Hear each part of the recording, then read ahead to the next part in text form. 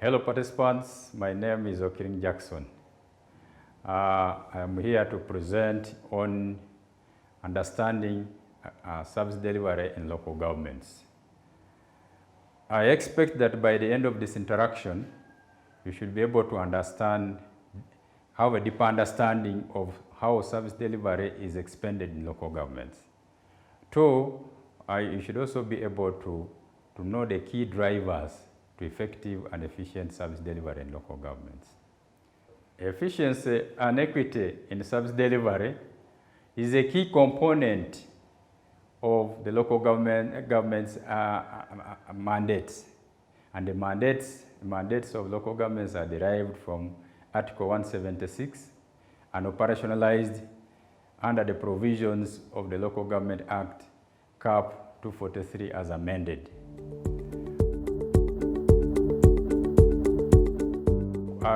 Service delivery in local government should be viewed in three facets.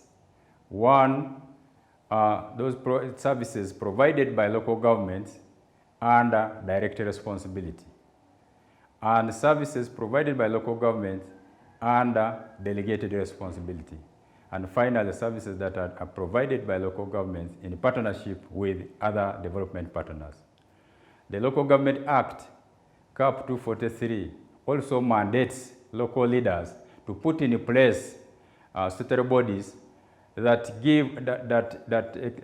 dispense specialized functions on behalf of local governments. And this includes the District Service Commission, which is responsible for hiring, promoting, and disciplining public officers. The District Land Board, which is responsible for the management and administration of all land matters in the district. The Contracts Committee, a body which is responsible for procuring works, services, and service providers in the district. And finally, the Local Government Public Accounts Committee, which is a body that scrutinizes expenditures and accountability of public funds in the district. Ladies and gentlemen, allow me to take you through the sectors through which service delivery is expanded in local governments. One is education.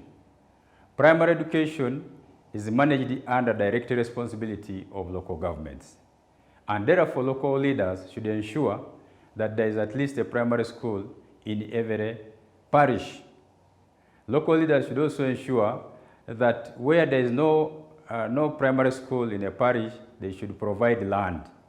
Provide land and lobby for funds from government. Where there is no land, local leaders should ensure that land is provided for the sake of putting up a facility, a primary secondary school in a parish where there is no existing primary school. And also local leaders should ensure that the parents mobilize their children to take to school. Parents should be able to meet their obligations like scholastic materials and feeding of children. And emerging issues of absenteeism of teachers, absenteeism of learners, and non-feeding of learners should be handled by local leaders through enactment of ordinances or bylaws in local governments.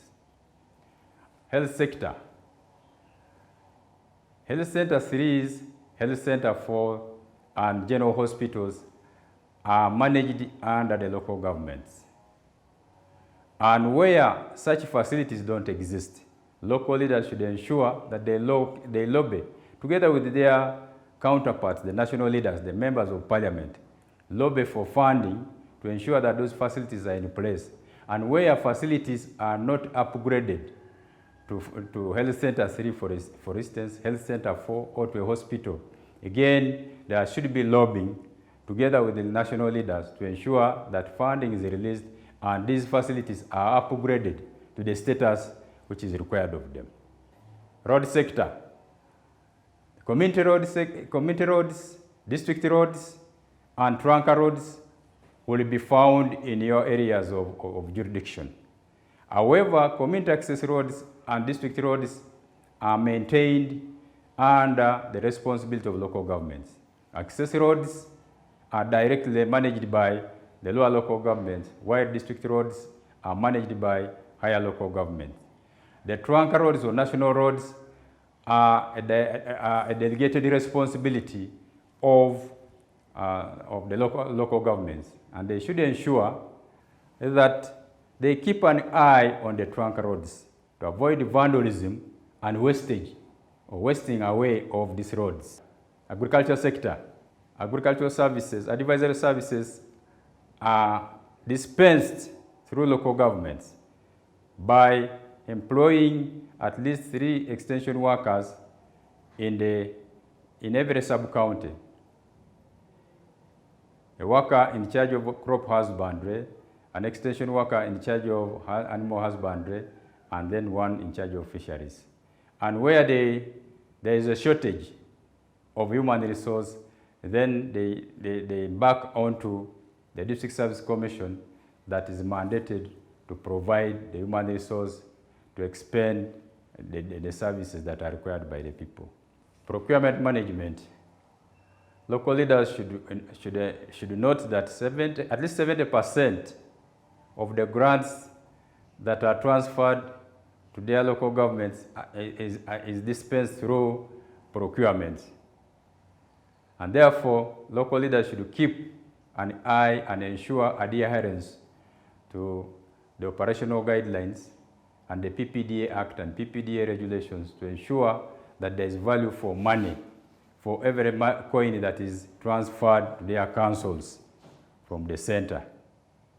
70% of the development grant is expended through procurement. Local leaders therefore should ensure that there is adherence to the PPDA Act, the PPDA regulations, ensure that there is value for money. They should also play oversight on the procurement process. We should note that at the center of service delivery are accountability, which should be seen in 3 dimensions: the political accountability, managerial accountability, and financial accountability. 2, value for money.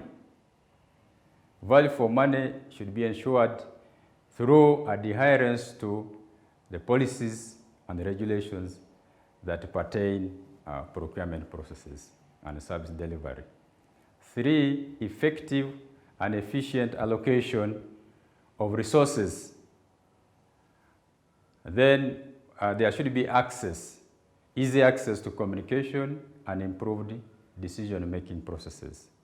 This makes the service delivery transparent and leads then to the leaders delivering on their mandates as expected by the people. In conclusion, it is clear from the foregoing interaction or discussion that we have had that there is an explicit regime of laws that govern the delivery of services and accountability. And therefore, leaders need to adhere to the legal regimes and the legal framework that provide for accountability in local government and service delivery in local government. Thank you.